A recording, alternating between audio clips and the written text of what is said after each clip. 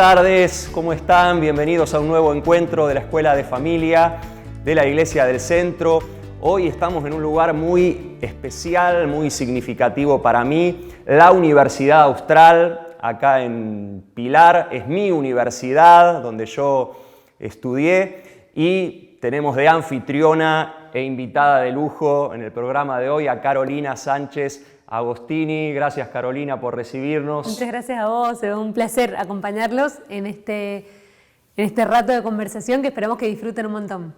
Muy bien, la presento. Sí, Carolina es licenciada en Psicología, magíster en Familia de la Universidad de Navarra, en España. Es docente de esta casa en Psicología de los Vínculos. Exactamente. Muy bien. Y es directora académica de la Diplomatura en Educación Sexual Integral que acabo de cursar hace apenas unos meses.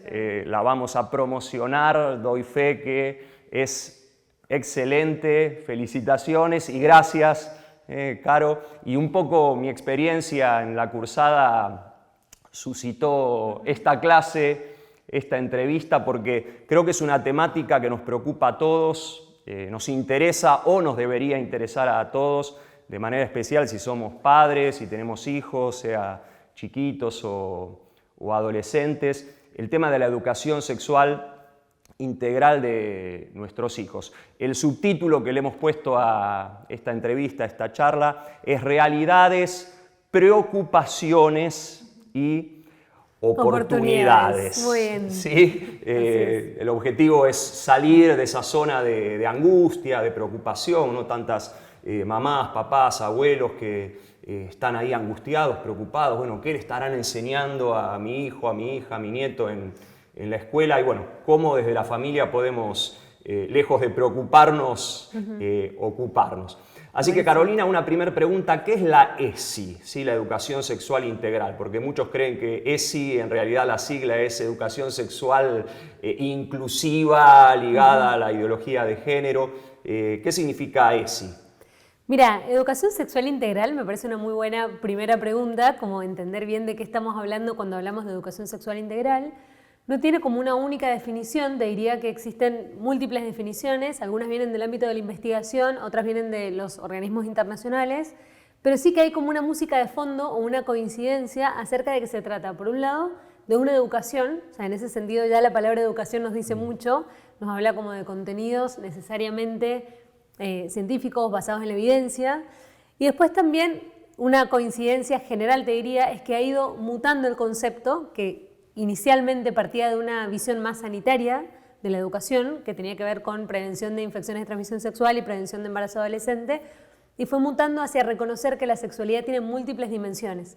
Por tanto, no alcanza con hacer foco en la dimensión biológica, sino que además hay que extender la visión hacia el resto de las dimensiones que tenemos todas las personas, ¿no? Entonces te diría que la educación sexual integral, como para hacer una síntesis de las distintas definiciones que existen en este sentido, existen muchas, me parece que como esa música de fondo tiene que ver con que es una educación que tiene en cuenta la sexualidad en su multidimensionalidad, o sea, en su dimensión física, en su dimensión psicológica, espiritual, social, cultural.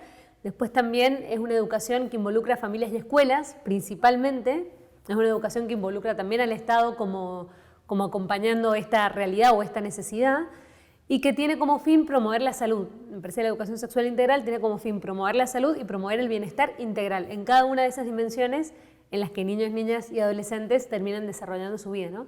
Y también como una educación que tiene una finalidad, no solamente que reciban información, sino además esto de que la educación sexual sea transformativa, es decir, que se vuelque esa educación que se recibe en estilos de vida concretos y saludables, que se vuelque en proyectos de vida plenos, que se vuelque en una realidad concreta de buscar ese proyecto saludable o esa salud en todas las dimensiones y ese proyecto relacional y familiar, ¿no? Como tener esa perspectiva de futuro también en la educación sexual. En esto te cuento algo que te puede resultar interesante, y es que una de las últimas investigaciones que hicimos de encuesta tipo bola de nieve, preguntamos a más de 900 personas, generación millennial, o sea, esta generación en ese momento entre 18 y 37, acerca de la educación sexual que habían recibido y cuáles habían sido las cosas que les había gustado, cuáles habían sido las que no. Primero se habían recibido educación sexual, y una de las cosas que surgió también era que los resultados se dividían en dos grandes grupos. Por un lado, había todo un grupo, que era el grupo entre 18 y 25 y 26, que le hubiera gustado recibir temas vinculados a prevención de infecciones, a prevención de embarazo adolescente, a métodos anticonceptivos, y después todo el grupo entre 27 y 37 que les hubiera gustado recibir contenidos sobre el amor, las relaciones, la vida de pareja, la vida de familia. Entonces también dijimos, bueno, la educación sexual está teniendo actualmente un poco de sesgo adolescente. Es decir, te doy la educación que necesitas para tu ya, pero, o que pensás que necesitas para tu ya, pero no una educación que trascienda la inmediatez del cuestionamiento adolescente y que te permita proyectar un futuro relacional, un futuro familiar. Entonces, bueno, en ese sentido también pensamos, por eso la perspectiva relacional también, decimos, bueno, la educación sexual, a la vez que involucra todos estos contenidos que habitualmente se han asociado a la educación sexual, tiene que poder dar un paso más, tiene que poder seguir avanzando hacia integrar a toda la persona en esta educación. Sí, sí. Recién mencionaste una de las cosas que más me gustó de la cursada de la diplomatura, ¿no? La perspectiva que tiene la universidad respecto a este tema, ¿no? La perspectiva relacional. ¿Qué significa eso? Muy bien. Bueno, te la podría hacer a esta altura, te podría hacer la pregunta yo, te digo, porque como flamante egresado de la diplomatura... No sé. Buenísimo. Vamos. Mira, perspectiva relacional, ¿por qué una perspectiva relacional? Lo que veíamos era que en la actualidad la educación sexual integral, por eso me gustó mucho el título que le pusiste a esta conversación, porque está metida entre tensiones y oportunidades, ¿no? Entonces la educación sexual está como muy vinculada a tres grandes perspectivas, ¿no? La perspectiva biologicista, que es esto como más sanitarista, más vinculada a la prevención de consecuencias no deseadas. Por otro lado, una perspectiva de género que surgió como de importancia de la promoción de la igualdad de género, de la igualdad entre el varón y la mujer, y fue como caminando hacia una idea más performativa de género. Hoy por hoy, cuando hablamos de perspectiva de género, se asocia más a la teoría de género. Después también una perspectiva religiosa, que forma parte de muchas instituciones, en donde la educación sexual se da con una base religiosa, y al final que genera como tensiones, o al final termina generando como una situación en la que por temor a una perspectiva, a la otra, a no saber cómo llegar a los adolescentes, terminamos por no dar educación sexual. Y mientras el debate público y mientras los adultos nos ponemos de acuerdo, en el medio está lleno de niños y adolescentes que no reciben educación sexual. Entonces nos parecía que un aporte concreto que podíamos hacer desde la universidad, desde la investigación, era ofrecer una perspectiva que pudiera ser complementaria a las identidades religiosas, a las distintas identidades religiosas que tienen como fin o como uno de sus principales postulados o que está dentro del corazón de la identidad religiosa, la dignidad de la persona humana, o sea, que pueda ser como totalmente complementaria con una identidad religiosa, pero que tenga argumentación científica. Y después, por otro lado, que pueda tomar de la perspectiva de género, esto de la igualdad fundamental y de la no discriminación y de un montón de distintos contenidos y cosas en las que hemos avanzado en este tiempo, ¿no? Que podamos tomar eso como positivo y que podamos tomar como positiva la perspectiva biologicista, la prevención de infecciones, pero que podamos dar como un paso más hacia esto que te decía de ESI basada en la evidencia y ESI basada en un proyecto que va más allá de la inmediatez. Y por otro lado también, esto de basada en la evidencia, porque tomamos como una de las referencias, bueno, tomamos distintas referencias e investigaciones, una de las principales es este estudio que ya hemos conversado a lo largo de la diplomatura, que tiene que ver con la Universidad de Harvard haciendo estudio acerca de felicidad y de salud en más de 600 personas, a la que finalmente llegan a la conclusión después de 75 años de estudio, es decir, las personas que mejor envejecían y que más felices, que tenían mejor satisfacción vital o mejor bienestar personal, eran aquellas personas que habían logrado tener relaciones significativas a lo largo de su vida. Entonces, al final, terminan, en realidad sigue en desarrollo, pero una de las grandes conclusiones es que una vida plena está construida de relaciones plenas. Entonces, por eso nos parecía importante una perspectiva que pudiera como ir más allá de contenidos aislados y que permitiera como, bueno, integrar los contenidos en un proyecto de vida pleno y relacional. Sí, la verdad que me resultó muy interesante porque bueno, la perspectiva biologicista meramente física obviamente es un reduccionismo, ¿no? No es integral, entiende la sexualidad solo como algo físico y no tiene en cuenta la dimensión psíquica, emocional, espiritual de la persona, ¿no?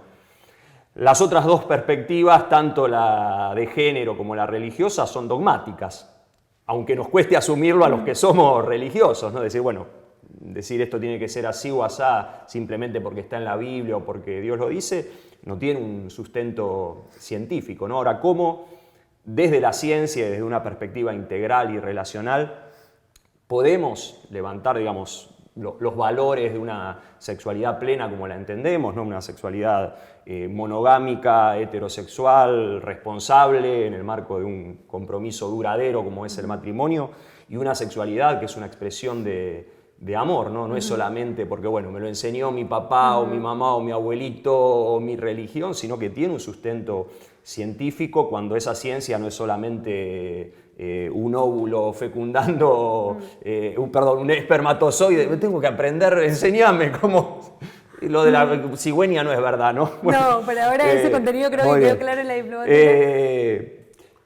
Que es mucho más que coito o una dimensión meramente biológica, sino que integra la totalidad del ser y que tiene que ver con formar relaciones saludables, ¿no? Por eso qué importante esto, ¿no? Porque muchas veces nos pasa como padres, bueno, ¿cómo le enseño a mi hijo lo más básico, ¿no? Una sexualidad monogámica?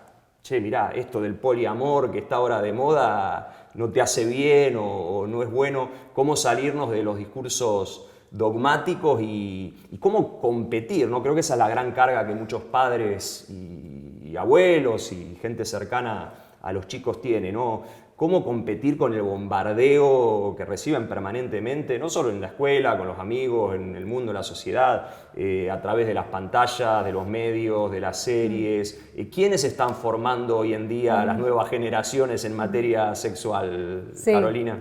Mira, me parece muy interesante todo lo que has planteado. Pienso, para complementar esto, que la perspectiva religiosa al final me parece que tiene... concretamente no la pienso en términos de dogmática, sino la pienso en términos de fundamentación. ¿Viste? Es como que la fundamentación que tienen las perspectivas religiosas parte de una fundamentación, por un lado teológica, pero también está toda la dimensión moral y toda la dimensión ética que aporta un valor sustancial al planteo. Entonces me gusta esto de pensarla, bueno, a la vez que se piensa como que transmite, digamos, lo dogmático propio, como también la religión al final como... más que la religión, como el planteo religioso, cómo se complementa también como trayendo a colación o estudiando más toda esta parte ética, toda esta parte moral, que no tiene que ver con que está bien o está mal, o sea, así en esos términos, sino con comprender qué le hace bien y qué le hace mal a la persona humana, ¿no? En su fin último, o sea, en eso me parece realmente como un aporte sustancial. Y que de hecho hoy los chicos se te plantan, ¿y por qué? Exacto. Y si bueno, vos no tenés argumentos, de ahí la importancia de formarse y tener argumentos nuevos, no solo teológicos o dogmáticos, que son muy importantes. Yo soy teólogo y no tengo nada contra la teología, soy pastor, pero cómo nutrir a los padres con argumentos. No, ¿y por qué el poliamor está mal? ¿Por qué la sexualidad tiene que ser monogámica? ¿Por qué el matrimonio es el marco seguro y pleno para la sexualidad, ¿no? Sí. Bueno, ahí es donde coincido con vos, en donde me parece que bueno, la perspectiva religiosa hace un aporte fundamental a las distintas identidades familiares e institucionales que se complementa con esto que decimos, ¿no? Con ir al fondo de los planteos y de las respuestas que se le puede dar a todo el mundo, porque al final, si no, caemos en la situación de que hay estudiantes que te pueden decir, bueno, yo no tengo, estudiantes, hijos, hijas, no comparto con vos el mismo planteo religioso, pero igual quiero que te llegue el mensaje saludable, digamos, igual quiero que te llegue el mensaje de fondo, aunque no compartamos quizás esta identidad. En ese sentido, que me parece muy interesante tu pregunta de cómo hacer para... Nosotros tenemos una sesión que se llama Cómo hablar de sexualidad sin rebotar, ¿no? Sí. Sin toparte con la pared. Bueno, en esto me parece también importante como comprender que esto último que decías, ¿quién está educando a los chicos y a las chicas en temas de sexualidad? Nosotros en una investigación que estamos desarrollando en este momento, tenemos 1.500 adolescentes encuestados y estamos en desarrollo, queremos tener muchos más. Una de las cosas bastante contundentes es que la principal fuente de información son las series de televisión y los programas que ven. Entonces, esa es la principal fuente de información, pero por lejos, sobre temas de sexualidad y relaciones. Eso tiene una implicancia muy impactante, porque al series final... de Netflix. Exactamente. Series de Netflix y de todo tipo de plataformas. Education, que está muy de moda ahora. Bueno, exacto, ahora que ha lanzado nueva temporada está de vuelta como en el tope.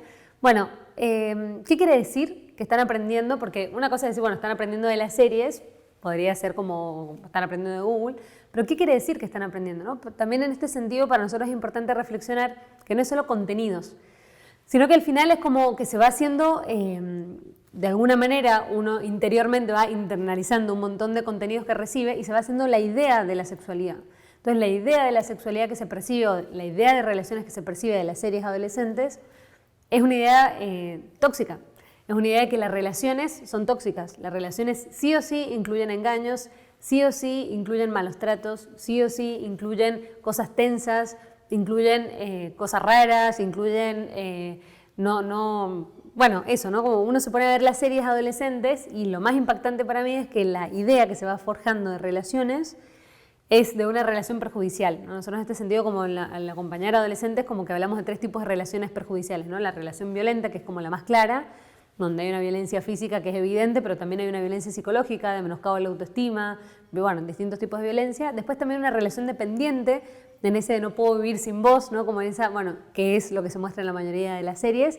Y después también esta cuestión de relación indiferente, que es como que también planteamos de que no basta con que una relación sea negativa, sino que además te tiene que poder hacer un bien. O sea, no basta con que no sea negativa, te tiene que además positivamente hacer crecer. Y las relaciones indiferentes, que también se dan mucho en las series, es como esta que te lleva a pensar que al final no hay manera de establecer una relación con un proyecto común. Entonces, en las series, todo el planteo que hay en torno a la sexualidad y a las relaciones entraría, si nos ponemos a analizarlo con lupa, entraría en un concepto de relaciones tóxicas o relaciones que no te hacen realmente bien en lo profundo. Y el chico, el adolescente ve eso y dice, bueno, eso es lo que eso tengo es lo que hay, esperar, claro, es lo que hay, al digamos. final es lo que hay. Y también el tema de sexualidad es un poco esto que volvemos a un planteo biologicista, como muy focalizado en la genitalidad. Sexualidad al final, y terminas como generándose, bueno, en línea con esto también da bastante alta como índice, digamos, la pornografía en la adolescencia actualmente, que es otra fuente de información sobre temas de sexualidad. Y una de las cosas que vemos es que se tergiversa como 3 grandes cosas. Por un lado, la imagen del sexo, porque al final se ve al sexo como algo totalmente biológico y como algo totalmente, bueno, hay autores que hablan de la pornografía como la ciencia ficción del sexo, ¿no? Como algo totalmente irreal, ¿no? Como no es un sexo real. Entonces eso lleva a futuro, digamos, o lleva en las relaciones más adultas, que es lo que se está viendo ahora en consulta, a mucha insatisfacción sexual, porque al final acostumbrarte a ver un sexo que no es real te lleva a que el sexo real no sea satisfactorio, ¿no? O pensar que no tiene nada que ver eso con lo que vos estás viendo y con lo que pensás que se podría hacer, ¿no? Y después, por otro lado, interfiere en la imagen que tengo del otro, porque al final estar todo el tiempo con contenidos que tienen que ver con poner al otro en posición de objeto, al final es como que me acostumbro que el otro está para satisfacer mis necesidades personales, pero no hay una persona a la que cuidar, con la que compartir, a la que respetar, no, sino que el otro está para mi propia satisfacción. Y después también la imagen de uno mismo, porque al final es como que en las relaciones interpersonales, todo tipo de relaciones interpersonales, está este interjuego de desarrollo personal en el que uno dice, bueno, ¿qué puedo poner en esta relación para hacerla más plena, para hacer al otro más feliz? Ya sea la relación de pareja, que es como lo más íntimo en la relación padres e hijos, hasta las relaciones de trabajo, hasta la relación... En todas las relaciones uno saca de sí mismo un potencial para decir, mejoro el ambiente, mejoro esta persona, mejoro esta relación, mejor... Bueno, nada de eso se da. Entonces al final es como que el estar permanentemente al final conectado a esta idea de sexualidad o a esta idea de relaciones que no me involucran en lo personal, también genera como un desfasaje en el potencial que tengo para dar, ¿no? Entonces, bueno, me parece que una primera consecuencia clara es que estamos recibiendo, los adolescentes principalmente, un gran mensaje de que la sexualidad y las relaciones están muy distantes del amor y de lo saludable, ¿no? Y por otro lado también, que un poco se los contamos en la diplomatura, dentro de las investigaciones una de las preguntas que hacemos es si te gustaría encontrar un amor que te acompañe siempre, como este indicador de qué tan interesado o interesada estás en encontrar una persona que realmente te acompañe siempre, que sea como un amor que te acompañe siempre. No baja del 80% de los adolescentes que nos marcan que les gustaría encontrar un amor que los acompañe siempre. Y después en las características, les ponemos muchas características diferentes, que sea lindo o que sea linda, que tenga buen auto, que tenga plata, o sea, bueno, de todas las características que se te ocurran. Y las características que surgen es, primero, que sea buena persona, segundo, que sepa que va a estar en los momentos difíciles, incondicionalidad, y tercero, que tenga sentido del humor, que la pasemos bien. Entonces pienso, qué profundo es el planteo, o qué profundo es el anhelo. Voy a hacer la gran Alejandro Fantino. Vos me estás diciendo que más del 80% de los adolescentes quiere un amor para toda la vida. O sea, es lo que nos dicen las encuestas al final. Para nosotros es muy importante eso, de entender la realidad y no crear la realidad a partir de presupuestos. Nos parece que ese es el riesgo a veces con la educación, que es partir de presupuestos, de ideas y de ahí volcarlas hacia la realidad. Pienso que es muy importante tener en cuenta a los protagonistas, escuchar la realidad, de ahí pasarlo por las ideas, de ahí volver a la realidad, pero siempre teniendo en cuenta la realidad, que no quiere decir que la realidad es el indicador, porque a veces la realidad podemos estar ante una situación de violencia, por ejemplo, y no es que la realidad nos valida las ideas, y de ahí, no, la realidad es un indicador que hay que tener en cuenta. Entonces nos parece que nosotros lo que hacemos es explorar estos indicadores, entender cuáles son los indicadores que nos hablan, para llevarlo al plano de las ideas, contrastarlo con las investigaciones y volver con propuestas concretas de educación, ¿no? Propuestas bajadas prácticas a las aulas, a las familias, o sea, con ideas concretas que les permitan desarrollar la educación sexual. El riesgo que vemos ahí es desarrollar planes de educación sexual sin tener en cuenta la realidad. Entonces, para mí fue una sorpresa encontrarme con esta idea de que muchos adolescentes tienen como ese anhelo de decir, me gustaría encontrar una persona con la que pueda compartir mi vida, que me acompañe siempre, que sea buena persona, que sea incondicional y que tenga sentido del humor. Me pareció muy profundo el planteo. Dije, ¿qué pasa entre esta profundidad y lo que realmente estamos viviendo? ¿Qué pasa entre esa profundidad y todo lo que... Bueno, lo que pasa es que falta educación sexual, falta educación, falta que medie el padre, la madre, los educadores. Entonces ahí es donde veo la responsabilidad y la oportunidad. Sí, sí.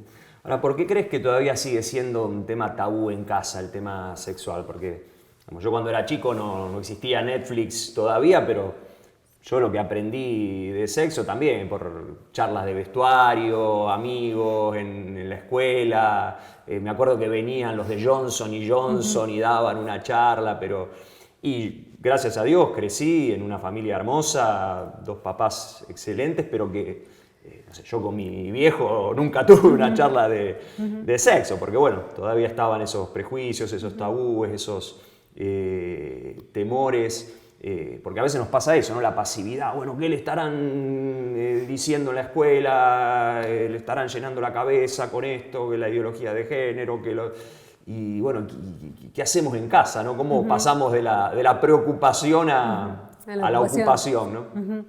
Mira, me parece muy importante esto que estás diciendo, porque al final, ¿cuáles son los principales motivos que nosotros detectamos al momento de no dar educación sexual? Por el lado de las escuelas, hay temor a las familias, a la reacción de las familias, hay temor al desconocimiento, que sienten, la percepción es que no tengo la capacitación adecuada para darlo, y hay temor a los debates sociales, porque cualquier cosa que pase en el aula termina en un tweet. Entonces termina el docente o la docente totalmente expuesto por una frase desafortunada, o sea, está como muy polarizado el ambiente, entonces eso hace que esté muy en ebullición, ¿no? Entonces, por el lado de las familias, la mayor percepción de que no dan educación sexual es, por un lado, porque sienten que no tienen los conocimientos necesarios para poder transmitirlos, y por otro lado, esto que vos decías también es importante.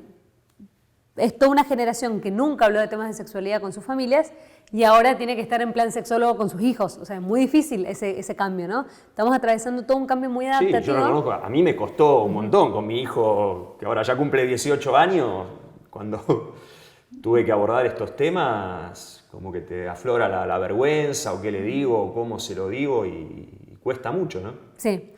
Mira, nosotros, ¿qué es lo que tendemos a recomendar a familias y escuelas?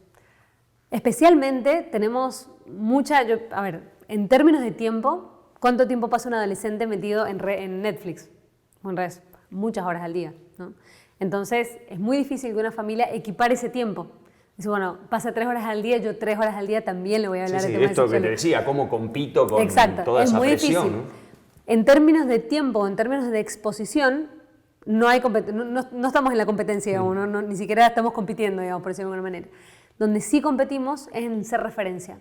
Y ahí es donde siento que la competencia se vuelve totalmente positiva hacia familias y hacia las escuelas. Porque volviéndote referencia, ¿qué quiere decir? Que referencia, que es la persona que te aporta el criterio para lo que es bueno, para lo que es sano para tu vida, ¿no? No porque, como decíamos, porque está bien o porque está mal, sino porque te está haciendo un daño, te está haciendo mal, le está haciendo mal a otra persona, estás vos haciendo mal con esto, a alguien. O sea, es entender más quién es la persona de referencia. Entonces, en este sentido, nosotros también movilizamos mucho a las familias. Te comparto como algunas ideas así que pueden servir de orientaciones prácticas. Una es salir de la zona de confort. ¿Qué quiere decir eso? todos tenemos temas, bueno, nosotros a esta altura que nos dedicamos mucho a estos temas, tenemos pocos temas en esta lista, digamos, pero todas las personas tienen temas que dicen, yo ni loca me veo hablando sobre este tema. No me imagino hablando con mi hijo sobre sexo oral. No me imagino hablando con mi alumno sobre, bueno, ¿cuál es esa lista que me mantiene en una zona de confort? Es decir, estos temas no puedo hablar. No me imagino hablando de estos temas. Porque mientras uno no se imagina, Netflix te lo muestra explícito. Todas las series adolescentes muestran sexo oral explícito. Bueno, sí, todas, pero todas estas, digamos, que hablan de sexualidad. Entonces, mientras yo no me animo a hablar del tema, a ese adolescente se lo están mostrando explícitamente. Entonces yo creo que primero es como, bueno, hacerme la lista de qué temas no me imagino ni loca hablando. Entonces, de qué temas no me imagino hablando, qué información tengo que salir a buscar para poder salir a hablar de ese tema con mis hijos. Porque mientras yo no estoy hablando, se lo están mostrando explícitamente y está asumiendo toda una serie de situaciones, de valores y demás que no están atravesados por el cariño de un padre o de una madre, ¿no? Entonces, en ese sentido es que apuntamos a decir, bueno, no es que si vos no hablas de estos temas, al final el chico o la chica queda como todavía sin información y queda desfasado de sus compañeros. No, que la información la recibe igual, pero la recibe sin todo el marco de valores y sin todo el marco de salud y de bienestar que los padres son capaces de ofrecer, ¿no? Entonces, por eso es que decimos lista de temas que no me imagino hablando. Y en esto también pensar que no existen, como comunicador del equipo nuestro siempre dice esto, ¿no? Como que no existen las preguntas difíciles, sino que existen las respuestas que todavía no pensaste. Cuando pensamos que nos pueden llegar a hacer una pregunta re difícil, en realidad es porque ese tema todavía no lo hemos pensado lo suficiente, ¿no? Entonces, hacerme la lista y empezar a buscar información. Yo no me imagino hablando de este tema, ¿por qué no? Porque me da vergüenza, porque no sé nada del tema, porque no tendría que, bueno, empezar, ¿no? Empezar a buscar, ponerme en marcha. Después, otra cosa concreta que puede ayudar es que es una generación que no se banca las conclusiones. ¿Qué quiere decir? Bueno, los adolescentes yo creo que nunca nos hemos bancado, ninguno de nosotros de adolescente, conclusiones, ¿no? Decir, bueno, esto es así porque es así. Sí. Pero esta generación menos que menos porque está en todo un debate cultural en el que esto es así, ¿por qué es así? Esto en realidad es así porque fue aprendido, no porque naturalmente esto sea así. O sea, estamos en todo un debate cultural muy positivo en algunos sentidos, como por ejemplo esto de replantearse estereotipos rígidos que no están facilitando como ni las relaciones ni las estructuras sociales. Y por otro lado, que no tenemos que poder siempre estar atentos a que no se nos deconstruya las cosas que eran esenciales para la felicidad, ¿no? Entonces, como en este análisis profundo que estamos atravesando como sociedad, los adolescentes están, pero totalmente embebidos en esto, ¿no? Entonces, eso de las conclusiones, esto es así, esto es así, esto es así, esa conclusión es la que suele generar mucha resistencia intergeneracional, digamos, en el diálogo. Entonces, ahí es donde nosotros promovemos mucho esto de acompañar el proceso de razonamiento. ¿Qué quiere decir eso? Pensar, a ver, en mi casa, por ejemplo, esto que vos has dicho, ¿no? La sexualidad se vive mejor o se vive más plenamente en el marco de un proyecto compartido, matrimonial, donde una persona se une con otra para siempre en un marco de amor. Ok, ¿por qué eso para nuestra familia es un valor? Entonces, quizás porque ya nos lo transmitieron como un valor. Nunca me planteé realmente por qué no podría ser de otra manera. Me lleva a plantearme y hacer ese proceso inverso de decir, bueno, a ver, ¿por qué llegué a la conclusión de que esto era un valor? Buscar los fundamentos de cada uno de mis valores y explicar el proceso de razonamiento. Entonces, en vez de dar la conclusión como algo cerrado, es explicar y que decante la conclusión como algo evidente frente al proceso de razonamiento que me lleva a darme cuenta que realmente eso es lo que responde más a mi dignidad de persona y a mi anhelo de ser amado o a ser amada. Entonces es muy diferente como plantear, conectar, digamos, con el anhelo real que tengo a tirar conclusiones por la cabeza, ¿no? En esto me gusta mucho esa imagen que el Papa Francisco a veces también menciona, que es como que tenemos, en los valores, digamos, son como una piedra preciosa, que al final si lo pongo entre medio de nosotros dos, los dos podemos apreciarla, ¿no? Pero si te la tiro por la cabeza, no deja de ser una piedra, por más preciosa que sea, ¿no? Entonces, yo creo que también es bajarle el tono a tirar piedras y subir el tono a intentar explicar con mucha más calidez, claridad y apertura los valores, ¿no? Que ¿cómo nos cuesta, ¿no? Como padres asumir la responsabilidad primero, ¿no? Es más fácil delegar la educación en la escuela o en la iglesia o en otros. Me acuerdo, una de las primeras cosas que me enseñaron en esta universidad es que la familia es la primera escuela de virtudes, ¿no? Y a veces ese asumir responsabilidad implica esto, ¿no? Salirme de mi zona cómoda y pensar los argumentos, abordar esas conversaciones incómodas porque nunca las tuve yo con mi papá o con mi mamá. Pero bueno, creo que el desafío es ese, ¿no? Dejar de rasgarnos las vestiduras, qué mal que está el mundo, los valores y ocupar nuestro lugar. Hablando de series de Netflix, me acuerdo del año pasado escribí un artículo que se titulaba Cobra Kai, la serie esa de la saga de Karate Kid, acerca de la pandemia de orfandad, ¿no? Porque lo que muestra esa serie no es un grupo de karatecas, sino un grupo de chicos huérfanos, ¿no? Uno dice, ¿dónde están los padres de estos chicos, ¿no? Y probablemente la mayoría de los que nos estén viendo en este momento sean mamás, ¿no? Qué importante la figura de un padre, ¿no? Fundamental. Sí, fundamental. Me gusta mucho, ¿sabes? Esto que dijiste de que tenemos que salir de esta idea de pensar que el mundo es malo, y que me gusta, viste, que vimos esto también en alguna de las sesiones de la diplomatura, de que al final se nos bifurca el camino con este tema. Y entonces, de un lado, tenemos como el pensamiento de, bueno, esto es algo que vienen corrientes de afuera y que nos están imponiendo un montón de cosas, y que los adolescentes ya no tienen valores, se han perdido los valores esenciales, se han perdido, bueno, estamos en el camino se bifurca hacia un lado, ¿no?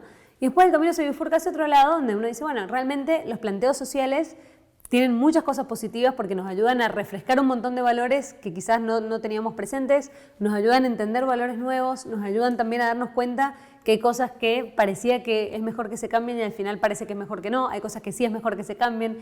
Es rico el debate social, tenemos que poder intervenir, tenemos que poder entenderlo para intervenir mejor, tenemos que poder también entender que la educación es una oportunidad y tenemos ahora la posibilidad de hablar sin tabúes, qué importante que la educación ahora nosotros podamos ser protagonistas de esa educación. Y cada pensamiento te lleva a una actitud diferente. Al final, el pensamiento de que el mundo es malo, de que no sé qué, nos lleva como a un semblante quizás amargado, ¿no? O como quizás con esta sensación del mundo está mal, ¿no? Y más en Argentina. Bueno, no sé si las personas que nos están escuchando, calculo que son la mayoría de Argentina, pero más los argentinos, ¿no? Que tendemos como a tomar este camino muchas veces, ¿no? Y nuestras preocupaciones habituales son que sube el dólar, qué pasa esto, qué pasa lo otro. Es como ese semblante que se nos va generando. Y ver las raíces del problema, porque exacto. Si en realidad hay adolescentes que se están perdiendo, no es que se perdieron los adolescentes, es que se perdieron los padres primero. Bueno, es que hay toda esta pandemia revuelta de orfandad donde están a merced de que los forme Netflix o un vestuario o... Entonces al final es eso, ¿no? Como esa actitud que me lleva como un semblante más amargado y a la agresión, porque al final si pienso que el mundo es malo y me está atacando, tengo que salir a defender. Y después al final como ese otro camino en donde uno lo ve como una oportunidad de transmitir sus propios valores, de pasar de la lógica de la defensa a la lógica de transmitir, de compartir los propios valores. Y si yo entiendo que tengo valores para compartir con el mundo, es muy distinto porque salgo en un plan proactivo, propositivo, positivo. Tengo una huella que dejar, tengo algo que sembrar, que es muy diferente a salir a defenderme. Entonces ya el semblante por este lado es otro semblante, ¿no? Un semblante más esperanzador, que tiene los pies en la tierra. No es tampoco decir, ¿no? ¿De qué problemáticas sociales me están hablando? No, obviamente que existen y que son profundas algunas, pero no deja de ser parte de la oportunidad que termina el título de esta conversación, de que realmente es una oportunidad.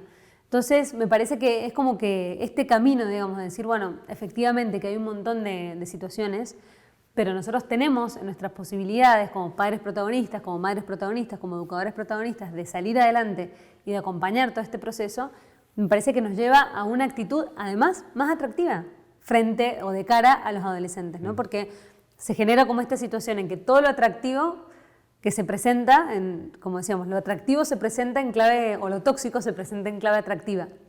Y al final, los valores más saludables o lo que se quiere transmitir como más integral, una educación sexual integral, termina siendo como... Sí, porque no garpa, dirían los chicos, no es marketinero, claro, o algo no levanta el rating, un matrimonio de 50 años de casado feliz. Claro. Entonces, bueno, me parece que también en esto es para todas las personas que nos puedan estar escuchando este ratito de conversación o que puedan hacer llegar esto a las personas que quieran, como también pensar, que nos gusta mucho como esa idea de decir, bueno, estemos en la situación que estemos, siempre podemos tomar este camino más esperanzador, ¿no? Porque quizás también pasa que muchas familias, yo siempre, cada vez que vamos a trabajar con familias, me descalzo, ¿no? Como esa imagen de cada familia es tan única, ¿no? Y hay tantas realidades, puertas para adentro, bueno, vos esto lo sabés, pues sos experto en estos temas, ¿no? Puertas para adentro, pasan tantas cosas en una familia y yo creo que realmente las familias intentan, la mayoría de las veces, ¿no? Intentan dar lo mejor que pueden. Y ese mejor a veces es una familia que intenta dar lo mejor que puede de la situación que está, otra familia que le hubiera gustado tener un proyecto familiar diferente y que por distintos motivos ya no lo tiene, pero puede volver a volcarse como a un mensaje más esperanzador. O sea, sentir que estemos en la situación que estemos, nos haya pasado la vida como nos haya pasado, tenemos esta posibilidad de decir, bueno, incluso si lo estoy viviendo, poder transmitirlo, si no lo estoy viviendo, también poder transmitirlo como me hubiera gustado vivirlo y poder pensar. Me gusta mucho como esta idea de cada uno de nosotros, ¿no? Como pensar, bueno, nuestra vida así como está bien hecha, ¿no? Como, y más la gente que tiene fe, me parece que esto como que todavía ayuda más, ¿no? Como entender, bueno, mi vida está bien hecha, está así creada y sostenida por Dios, bien hecha. Entonces, así me haya ido como me haya ido en la vida, como reconectar con eso de realmente como yo tengo la vida en este momento, está bien hecha y desde ahí puedo aportar. Entonces no pensar al final también, quizás hay alguna persona que está escuchando o muchas personas que están escuchando que digan, bueno, ¿qué le voy a transmitir de los valores en los que yo creo si al final me ha costado vivirlos en mi propia vida? Bueno, yo creo que eso tiene un valor también fundamental, ¿no? Como decir, bueno, mira, estas son las heridas del campo de batalla, ¿no? Como viviendo la vida misma, trae un montón de heridas. Enseñar no solo de mis aciertos, sino de mis errores para evitártelos a vos, ¿no? Exactamente, yo creo que es momento de capitalizar todo, ¿no? Como de capitalizar todos los aciertos que se tienen en la vida, todas las cosas que no salieron como uno esperaba, o sea, desde cada uno de los lugares se puede aportar de una manera sustancial, ¿no? Seguro, seguro. Ahí, Carolina, te hago una pregunta, yendo ahí a cuestiones más prácticas del día a día, ahí en el hogar, ¿no? ¿Qué hace una mamá que de repente se da cuenta que en la escuela a su hijo o a su hija, dentro de la currícula pedagógica, le están impartiendo una educación sexual que no coincide con sus valores, no sé, que le están hablando de ideología de género, normalizando conductas como estas que hablábamos recién, del poliamor ¿qué hace? ¿Va y se pelea con la directora de la escuela? ¿Cómo reaccionamos? Porque en la pastoral uno ve que esto es lo que más carga, ¿no? Sí. ¿Qué hago? Porque no tengo la posibilidad de mandar a mis hijos a un colegio privado con valores religiosos y va a la escuela pública y le están haciendo esta bajada de línea. ¿Qué hace esa mamá? Mira, nosotros alentamos mucho a las familias, primero, a tener en cuenta que la educación sexual es un tema a conversar con la escuela. Hasta el momento mando a mi hijo a cualquier escuela, ya sea religiosa, ya sea pública, ya sea privada, lo que sea, mando a mi hijo a la escuela y no es un tema de acuerdo a la educación sexual hasta el momento. No suele ser un tema en el que se pregunte tanto, bueno, ¿cómo le van a dar educación sexual a mi hijo o a mi hija? Entonces, primero es interiorizarse. Yo conozco como muchas que los padres personas... No se interiorizan de mucha bolilla no le dan al tema, ¿no? Hasta el momento no. Bueno, ahora cada vez más, porque se está viendo también como las consecuencias cada vez más de no darle bolilla al tema, ¿no? Entonces cada vez se va viendo más. Pero, en primer lugar, para mí es como una charla pacífica, positiva, digamos. Conozco muchas personas que trabajan en escuela pública y que dan educación integral con muchísimos valores, súper bien. O sea, en este sentido, como que lo primero que también creo que invito a las familias es como a no estigmatizar. Público dan mala educación sexual, privado dan una educación sexual basada en los valores. No sé si es así en la práctica, digamos. Me parece que hay mucha gente que trabaja, al final esto recae sobre las personas. Mira, en esto hace un tiempo me entrevistaban por una cuestión de educación sexual y cómo impactaba en los adolescentes y al final lo que decíamos es hay distintos niveles de la conversación. Para el final está la ley, que sabemos que bueno, hace que la ESI sea obligatoria, pero después tenemos los lineamientos curriculares, después tenemos las orientaciones del Consejo Federal de Educación, después tenemos el liderazgo institucional y en el aula tenemos el docente o la docente. O sea, al final, el que te da educación sexual es ese docente o esa docente. Y esos docentes, muchos de ellos han pasado por nuestras aulas de educación sexual acá, tanto de públicas como de privadas, y nosotros vemos de todos los lugares un interés genuino en muchos docentes, por supuesto no conozco a todos los docentes, pero te aseguro que los que pasan por nuestras aulas les veo mucho interés genuino en dar una educación sexual que sea realmente integral. Entonces, en este sentido, como que invitaría a no suponer ni que si estoy mandando a mi hijo a una escuela pública le van a dar cualquier cosa que no tiene nada que ver con mis valores, ni que si estoy en una escuela privada le van a dar lo que tiene que ver con mis valores. En primer lugar, creo que no supondría. Todo pasa por el docente. No supondría porque las suposiciones nos lleva o nos activa una reacción. Entonces, si yo pienso que en la escuela pública me activa una reacción más defensiva, entonces no supondría, iría a conversar al colegio, ¿no? Entonces me parece que en esto es un tema en los que los padres y las madres tienen que empezar a ir a los colegios y decir, bueno, mira, ¿cómo se va a dar educación sexual integral? Porque por otro lado yo puedo decir, bueno, yo como padre, como madre, tengo ciertos valores que quiero que le transmitan a mi hijo. Pero después un colegio tiene, ¿cuántos padres y madres? Sí, sí. Por cada curso tiene 60 padres y madres. Entonces, ¿a qué padre y madre escucha? A los que quieren transmitir qué valores. Al final, ¿cómo termina? Ahí es donde todas las familias tienen que llegar como a pequeños acuerdos, digamos, porque al final no puedo decir, bueno, le tengo que exigir a la escuela que escuche mis valores, pero la escuela a la vez lidia con los valores de esta familia, de estos, y no siempre son coincidentes. Entonces, en esto nosotros trabajamos también en distintas escuelas para lograr acuerdos entre las familias, es decir, bueno, a ver, ¿cuáles son los temas que nos parecen fundamentales? Estos, ok. Después, ¿cuáles son? Hay un montón de diálogo que tiene que empezar a ocurrir entre las escuelas y las familias. Y llegado el caso, digamos, de que no se lleguen a acuerdos, de que no se lleguen... Yo creo que en ese sentido, no tengo la posibilidad de mandar a mi hijo a otro colegio, no tengo la posibilidad... Creo que en ese sentido es como volver a entender que las familias necesitan estar más empoderadas, en el buen sentido, ¿no? Como de asumir el tema en primera persona y decir, bueno, le llegue a donde... Nosotros somos el eje de referencia. Somos el eje de referencia.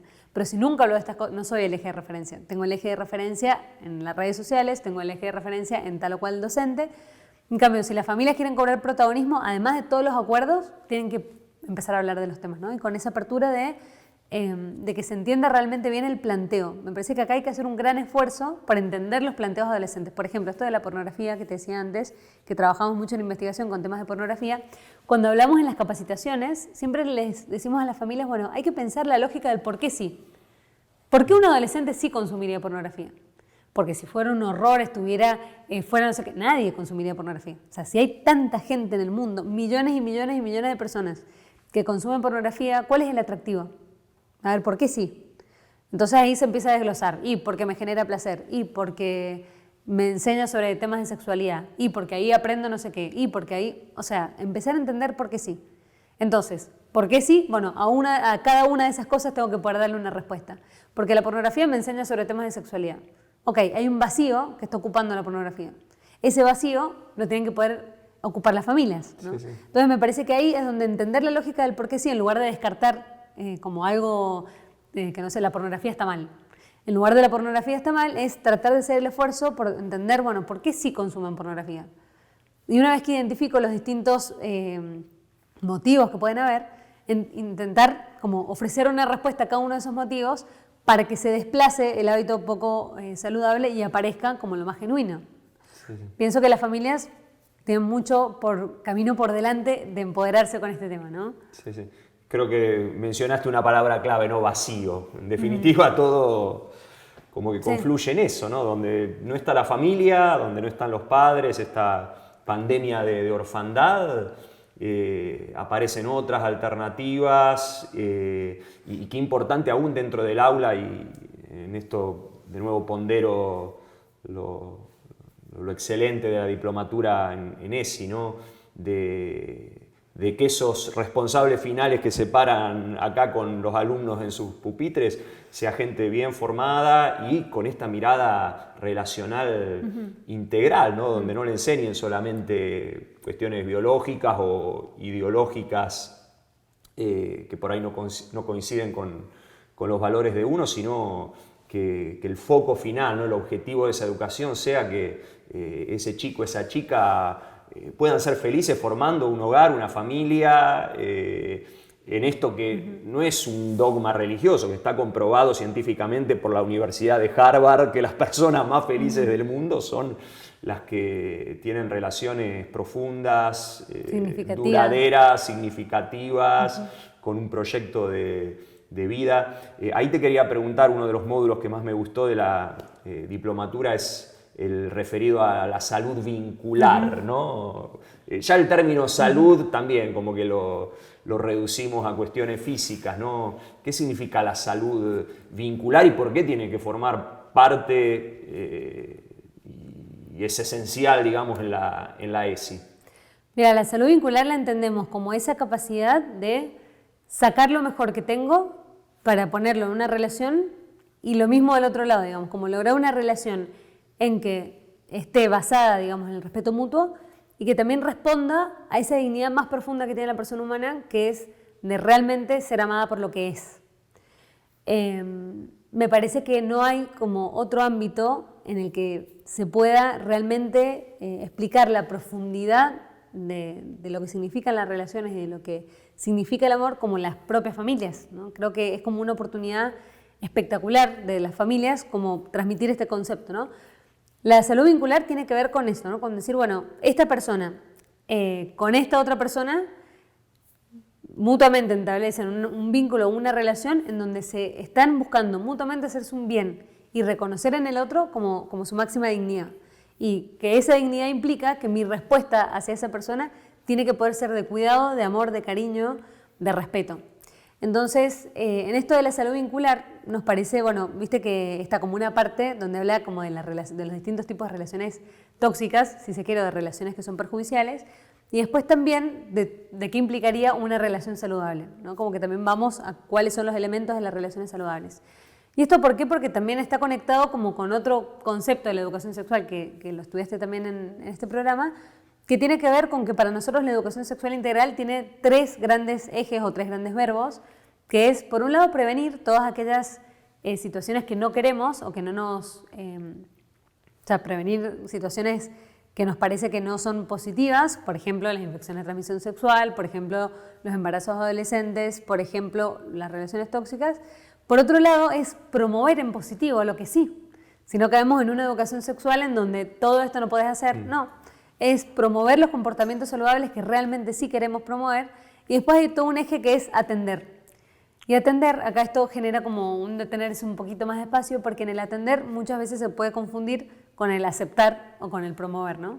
Atender quiere decir que yo puedo tener un hijo, una hija o un estudiante que no vive de acuerdo a mis propios valores y que no lo quiere hacer, pero eso no quiere decir que le suelto la mano, ¿no? Entonces, atender también quiere decir que si yo tengo un hijo adolescente o una hija adolescente que se quiere iniciar sexualmente y que se ha iniciado sexualmente, aunque no es lo que yo hubiera querido transmitirle como familia, y no tiene que, tengo que poder velar por su salud integral, ¿no? Entonces tengo que poder hablar del tema, tengo que poder llevarla al ginecólogo, tengo que poder acompañarla. Siempre con esa misión o con esa, desde el corazón de las familias, de siempre seguir como promoviendo lo que se considere más saludable, pero sin soltar la mano, ¿no? Porque en ese soltar la mano a veces nos pasa que, bueno, pero si yo la llevo, estoy avalando que ella o él, o sea, no es avalar, sino que es decir, yo no te suelto la mano por más que vos vivas de una manera diferente a la que nosotros tuviéramos querido transmitir. Entonces nos parece que esto de la salud vincular también integra, no solamente como la relación de pareja, si bien el documento ese que escribí en una parte se vuelve muy relación de pareja, pero también tiene que ver con todas las relaciones que establecemos, ¿no? Y nos parece que también es como la base de la salud social. Por eso está, viste, como justo antes de la salud social, nos parece que es base de la salud social esta salud vincular que nos permite como relacionarnos mutuamente desde lo mejor de cada uno, ¿no? Y una de las cosas que me gustó también mucho de la diplomatura es la referida a los elementos que hacen a que funcione, a que sea efectiva la educación sexual, ¿no? Los contenidos, o sea, muchas veces esta desesperación lo que revela es mi ignorancia, no la necesidad de formarme. Imagínate, si ya vengo de una generación en la que se hablaba poco o nada acerca de sexo, todas estas nuevas realidades, como que por lo menos a mi generación nos agarra ahí, bueno, ¿qué hago? ¿Qué le digo? ¿Cómo abordo este tema? La necesidad de formarme y tener, de nuevo, información no solamente dogmática, sino tener argumentos, ¿no? Y después el plano de la comunicación, cómo lo comunico, y el plano relacional, ¿no? Como que, bueno, si yo no he generado un vínculo profundo con mis hijos y me cuesta hablar de bueyes perdidos, mucho más me va a costar hablar de estos temas profundos, ¿no? Yendo a cuestiones prácticas en el plano de la comunicación, ¿no? Okay. Por ahí yendo a edades más tempranas, ¿no?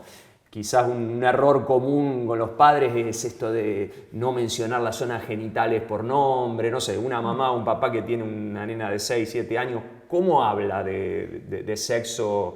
Porque a veces nos agarra la desesperación en la adolescencia, ¿no? Como que queremos hacer el retroactivo y enseñarle de un saque lo que no les enseñamos ya desde chiquitos, ¿no? Me encantó lo del retroactivo, te Claro, voy a tomar o sea, a partir de qué edad deberíamos empezar a hablar con nuestros hijos de sexo y cómo acorde a su edad evolutiva, ¿no? Mira, te diría que a partir desde muy temprana edad, te pongo un ejemplo que me parece que puede ilustrar esto. Hace hará un año y medio me entrevistaron por una nena que tenía 3 años y en salita de 3 había como caído en la cuenta de que estaba siendo abusada. ¿Por qué? Porque la maestra había dicho, bueno, miren, el cuerpo de cada uno es de cada uno, nadie lo puede tocar, nadie te puede hacer cosas que te hagan sentir incómodo o incómoda. Y la nena dijo, pero a mí me tocan. ¿Cómo que te tocan? Entonces, bueno, después la maestra se acercó a la nena y resulta que, no recuerdo en este momento si era alguien del colegio o alguien de la familia, estaba siendo la nena abusada sexualmente. Entonces, los contenidos propios de la ESI, adaptados a las distintas etapas del desarrollo evolutivo, tienen que ser parte con naturalidad desde el principio, ¿no? Como es su cuerpo, como vos decís, estas partes, cómo se llaman las distintas partes que son íntimas, que nadie te puede tocar, que son tuyas, como el cuerpo. Sí, sí. No, este va concepto, la cachufleta. exacto, o ese tipo de cosas. No van ese tipo de... Vagina, pene. Exacto, son palabras, ¿no? Sí, sí. Entonces, en ese sentido, también ayudamos, por un lado, a que se vaya generando como una noción. A veces se piensa que las palabras pueden impactar negativamente, digamos, en la psicología del niño o en cómo el niño lo percibe, y en realidad es muy importante que la percepción, esta música de fondo que se va desarrollando sobre los temas de sexualidad o esa percepción de la sexualidad, sea algo en positivo. Si de repente me doy cuenta que es como un apodo, que me van cambiando el apodo, hay una palabra que no se dice, hay algo, es como que se va gestando una idea de la sexualidad que es una idea tabú de la sexualidad. Entonces, por ese motivo también es que es importante que sea con naturalidad. Así como decimos brazo, bueno, poder decir también las partes íntimas del cuerpo, y en este sentido también desde temprana edad, ¿no? Desde muy temprana edad. También una de las cosas que se ha visto mucho y que ya está bastante avanzado el tema en cuanto a comprobación es que explicar bien estos conceptos fundamentales, ¿no? Como que el cuerpo es tuyo, explicar las distintas partes del cuerpo, explicar distintos contenidos de la educación sexual en la infancia temprana, es un motivo de prevención de abuso sexual infantil, ¿no? Porque también el niño aprende que el cuerpo es suyo, nadie se lo puede tocar sin su autorización, guardar secretos que nos hacen sentir incómodos. O sea, hay un montón de cosas que se va también como armando un colchón de prevención para cualquier situación que le pueda pasar, que realmente el niño perciba rápidamente que esto está yendo como en contra de su cuerpo, de su dignidad, de su persona, ¿no? Entonces te diría que desde muy temprana edad, adaptado, por supuesto, en esto me gusta mucho una publicidad que después la pueden buscar, que es de una mujer, no sé si la has visto, pero es una mujer que está cocinando y tiene a la hija de unos 4 años atrás, de espaldas. Entonces ella está cocinando y la nena le pregunta, mamá, ¿qué significa ser virgen? Entonces la mujer se pone como hiper nerviosa, empieza a picar la cebolla más rápido, se pone como súper alterada. Entonces le empieza a explicar, pero hasta que llega a la cúspide del tema. Entonces, bueno, termina así como toda agitada y le dice, bueno, eso es ser virgen. Ah, le dice la nena, entonces, ¿qué significa extra virgen? Y la filma a la nena con el aceite, ¿no? Tremendo. Bueno, entonces, como que eso siempre es en las primeras edades, ¿no? Es como repreguntar. Bueno, ¿y esto por qué lo querés saber? ¿De dónde escuchaste esta palabra? ¿De dónde? Bueno, me pasó también con un papá después de una sesión que se me acercó y me dijo, no sé cómo salir después de escucharte, no sé cómo salir de esta situación. ¿Qué situación? Entonces me dice, una nena, o sea, mi hija de 3 años, me vino a preguntar, 3 años y medio creo que en ese momento, dice, yo me senté a trabajar en la mesa, y vino y me dijo, papá, ¿qué significa masturbación? Dice, la miré y le dije, no sé, hija, es una palabra en inglés. En inglés. Entonces, como, bueno, ese salir rápido de la situación y me dice, ¿y ahora cómo? Bueno, ya está. En algún momento si en algún momento empiezo a estudiar inglés, se dará cuenta que no es una palabra en inglés, retomar el tema, preguntarle de dónde escuchó esa palabra, ¿no? Y eso también nos permite estar atentos a que hay contenidos que son propios del despertar sexual y propios del mismo interés que se va generando con el paso de la edad, y hay otros contenidos que están desfasados. O sea, que una nena de 3 años y medio pregunte esto, está desfasado. Entonces, es entender por qué lo pregunta. ¿Escuchó un hermano más grande? ¿Escuchó algo en la televisión o de dónde lo sacó? O sea, es no dejar pasar como la oportunidad de entender a dónde están los hijos, las hijas, ¿no? A dónde están, en qué conversaciones están, de dónde están sacando las cosas. Y siempre en esto, como siempre decimos, evitar, acá hay un ejercicio que hay que hacer, ¿no? Que es la cara de póker. Nosotros siempre pienso que a los psicólogos nos enseñan, bueno, a ustedes también, ¿no? La cara de póker, te están contando lo peor, te están contando lo mejor, mantener como compostura, ¿no? Bueno, en esto también, yo creo que padres y madres es poner cara de serenidad, ¿no? Entonces, te preguntan algo que nada que ver, serenidad. porque no hay segundas oportunidades para una cara de escándalo, ¿no? O sea, reaccionamos con escándalo, entonces después ya queda la sensación de este tema no lo tengo que tocar. Entonces es muy importante reaccionar con serenidad, reaccionar con una actitud de me importa lo que me estás contando, me interesa lo que me estás preguntando, quiero saber más, no en plan de dónde sacaste eso, qué estás bien, no, sino en plan, bueno, contame, por qué te surge esa inquietud, o sea, siempre desde un plano de serenidad que nos permite seguir la conversación, porque si no la conversación queda ahí, o sea, te preguntan algo, reaccionaste mal, se acabó la conversación. Entonces, reaccionar bien es como, yo creo que es una de las principales cosas a conquistar dentro del marco de la educación sexual, que es reaccionar bien frente a las cosas que nos descolocan. Sí, sí. Las preguntas en el ámbito familiar que descolocan, bueno, como tener reacción serena, rápida, ¿no? Como evitar esa primera reacción de... Sí, no, y qué importante esto de aprovechar las oportunidades, exacto, ¿no? O sea, primero asumir nuestra responsabilidad como decanos ahí, rectores de la primera escuela de virtudes que es la familia, salirnos de la zona cómoda y aprovechar esas oportunidades del día a día, porque la realidad es que nadie, bueno, venís, dijo que te va a dar una clase de educación sexual, van surgiendo, ¿no? Esto, pasó algo en la escuela. Exacto. Y son esos momentos que como papás tenemos que aprovechar y decir, bueno, exacto, este es el momento para... Exactamente. Y cuando llega la oportunidad de estar preparados, ¿no? Tal cual. Nutrirnos ahí con toda la formación y bueno, ahí de nuevo el chivo. Aprovechen, de verdad, doy fe que es un recurso valiosísimo, no solo para aquellos que tienen una vocación docente, como decíamos antes, creo que hay una oportunidad muy grande, lejos de quedarnos mirando cómo se ocupan esos espacios y rasgándonos las vestiduras, qué mal que está el tema.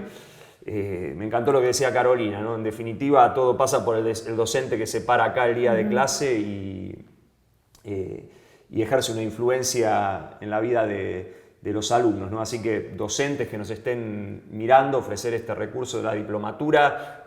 ¿Cuándo es la próxima? Y en abril seguramente. En abril del 2022. Sí, estén ahí atentos, igual ahora va a aparecer la información acá en el Zócalo, y también para padres, ¿no? ¿Te ha pasado de tener... Hay un montón de padres en la diplomatura. Padres, bueno, sí. Por ahí yo nunca voy a ejercer como docente o a dar una clase, pero hago la cursada porque me preocupa, y enhorabuena que nos preocupe el tema a los padres y esto, ¿no? Necesito formarme mejor. Exacto. Sí, tenemos docentes, personal de salud, padres y madres. Tenemos, la verdad que bueno, vos has tenido tus compañeros, no sé, ustedes eran creo que 130. Había de todo tipo de perfiles dentro de la... Y también algo interesante que me parece que se genera en esta diplomatura de la Universidad Austral es que el alumnado es bastante también variado, ¿no? Hay como bastante distintos intereses por los cuales empiezan a hacer la diplomatura, también distintos puntos de vista, que yo creo que eso también van enriqueciendo ustedes las aulas virtuales. Yo creo que también se aprende mucho de los compañeros en esta cursada, porque me parece que todos los comentarios que van subiendo a los foros, pero buenísimo me pareció tu cursada, tus compañeros también, como esa camada me pareció buenísima.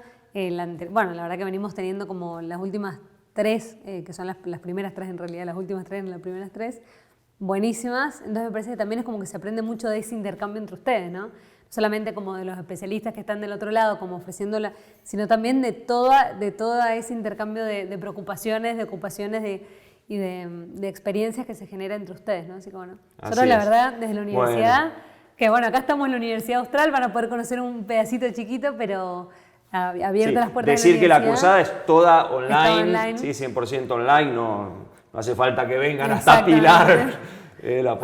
Aunque la verdad que se pierden de este campus. Así que bueno, invitados igual a conocer la Universidad Austral. Y bueno, gracias. Bueno, gracias a vos, Carolina. Es un tema enorme. Hemos tratado de abordar en una hora lo que es, no sé cuánto duró, 5 meses de cursada, como 6 módulos. Pero bueno, el objetivo fue, primero, que salgamos de esa zona de desesperación, de observadores pasivos, y que demos un paso proactivo, entendiendo esto, ¿no? Que hay un espacio que llenar como familia, como papá, como mamá, y ver las oportunidades, ¿no? Es mentira que los adolescentes están perdidos, y si están perdidos es porque nos perdimos primero los padres, ¿sí? Y es ahí donde tenemos que estar nuevamente, como principales formadores, educadores de nuestros hijos, y la oportunidad también en marco académico formativo como es una escuela, llevando esta perspectiva que me encanta, ¿no? Relacional. Basta de simplismos, de reduccionismos biologicistas, basta también de posturas no científicas como pueden ser las ideológicas o dogmáticas. Creo que el desafío es formar a nuestros hijos para que tengan relaciones plenas, saludables, felices, vínculos que le funcionen. ¿Sí? Siempre decimos con Vale, nos han escuchado cientos de veces que no hay nada más lindo que la familia, que formar un hogar sano, feliz, que funciona. No perfecto, porque la familia perfecta no existe, pero sí es posible formar hogares sanos y funcionales. Y empecemos desde chiquitos, ¿sí? Lo que decía recién Carolina, que no haya temas tabú, hablemos de estos temas en casa, no los deleguemos a la escuela, tampoco a la iglesia. Gracias a Dios, la iglesia en los últimos años ha dejado de ser un tema tabú y cada vez lo hablamos más en los diferentes ámbitos formativos, de chicos, de adolescentes, de jóvenes, pero arranca en casa, ¿sí? Así que les dejamos ahí la inquietud, la semillita para que puedan seguir profundizando en estos temas y hablándolos con sus hijos. Gracias de nuevo, Carolina, gracias por recibirnos acá en la universidad. Abrazo grande a todos y nos vemos el próximo miércoles en el nuevo encuentro de la Escuela de Familia. Chao. Adiós.